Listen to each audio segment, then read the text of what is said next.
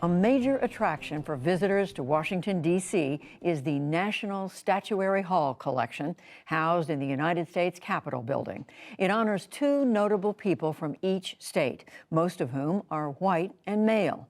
Nebraska will soon help diversify that collection, both with the subject of its sculpture and with the artist creating it. Special correspondent Kat Wise has the story for our Arts and Culture series, Canvas. In this unassuming warehouse in Midtown Omaha, sculptor Littleton Alston is primed to make history. Just a little better here.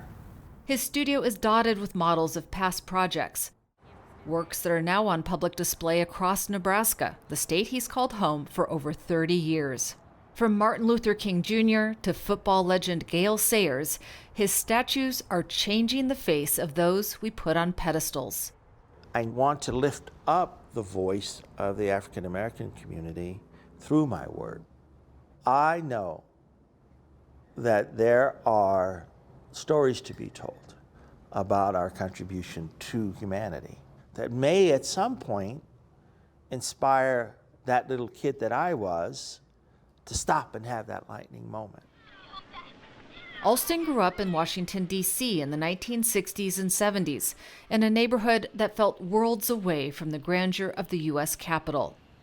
D.C. at that time was very polarized. We grew up in what they call the ghetto. It sounds like a cliche, but it did exist, and it was pretty isolated. As a child one summer, Alston remembers walking to the corner store when something caught his eye. If you stand on East Capitol Street and you look towards downtown, on a clear day, you could see the Capitol Dome, just a little bit of it. So I said to my brother, David, we're gonna go there. So we got our bikes, we rode straight down East Capitol Street that next morning, and we would look at all of these figures, and it knocked me out. I had seen things I had never seen before. It was like a different planet.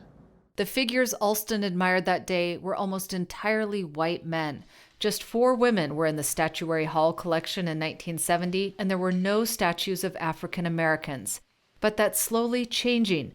Since 2000, 10 states have replaced their statues, including Nebraska. In 2019, the state unveiled a likeness of Chief Standing Bear, who, 140 years earlier, successfully argued in an Omaha court that Native Americans are people in the eyes of the law.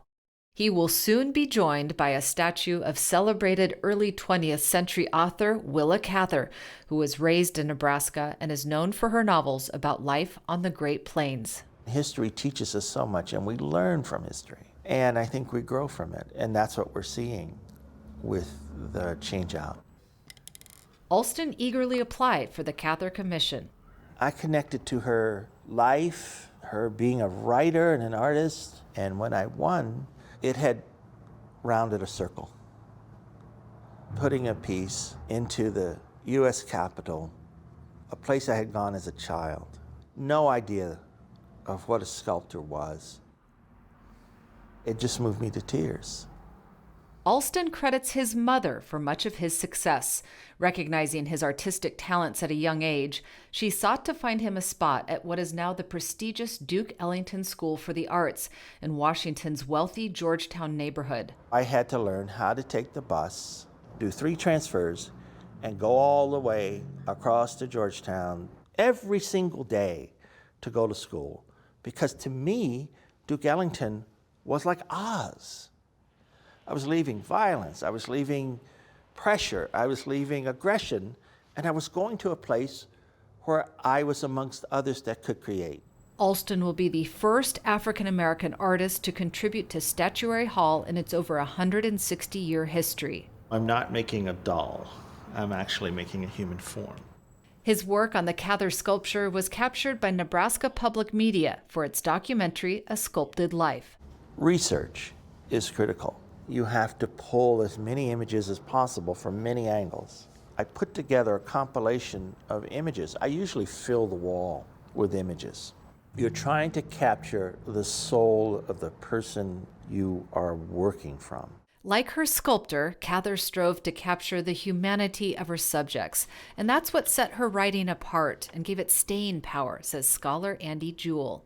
I grew up in Nebraska, and initially I avoided Cather's work because I had a lot of assumptions about it. I thought it would be boring prairie stuff, pioneer stuff. I didn't want that. But then I actually read it, and I realized that it was about a depth and poignancy of emotion and experience, more than it was about any individual region. It's about human life that happened to be set in this place that Cather knew. Jewell read me a passage from the 1935 novel Lucy Gayheart, partly set in small-town Nebraska. He says it captures Cather's straightforward but emotionally powerful style. In little towns, lives roll along so close to one another. Loves and hates beat about, their wings almost touching.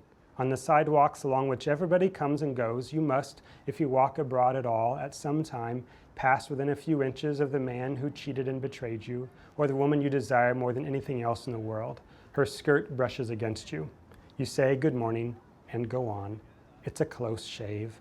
Out in the world, the escapes are not so narrow. Cather was one of the most widely read authors of her time. Her 1922 novel, One of Ours, won a Pulitzer Prize, and other novels like My Antonia and O Pioneers have long been required reading in schools across the country. But in recent decades, critics have pointed out shortcomings in how she represented race. She was a woman of her time, and she didn't represent Native American life well. She did not represent African American life well, or frequently. And I think that's good to readers to contend with the fact that she has a power, and there are some things that are not perfect about her. A 21st century lens has also helped scholars redefine a key relationship in Cather's life. For almost 40 years, Cather lived with her partner, Edith Lewis.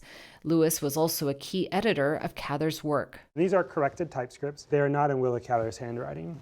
They're in the handwriting of her partner, Edith Lewis, who was a professional editor. I think without any reasonable doubt that Cather and Edith Lewis had a long and loving relationship together. In her lifetime, people weren't able to see what was right in their face, which was that these two women chose to live together. They traveled together, they spent their lives together. Cather just insisted on being who she was. It's that independent spirit combined with unpretentiousness and depth of humanity that I think is a terrific representation for Nebraska. I wanted her moving through time. I wanted a sense of her writing, a sense of her vision, carrying on beyond just the time in which she wrote it. These models in Alston Studio are the closest we were able to get to the Cather sculpture.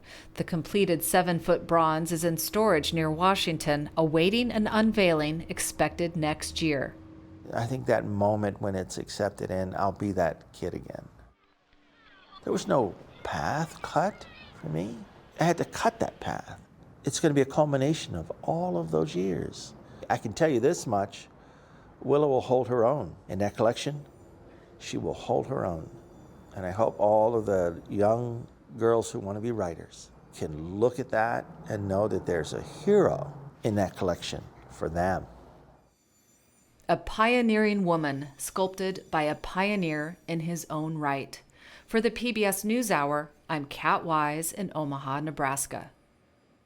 And as Littleton Alston put it, the culmination of all those years.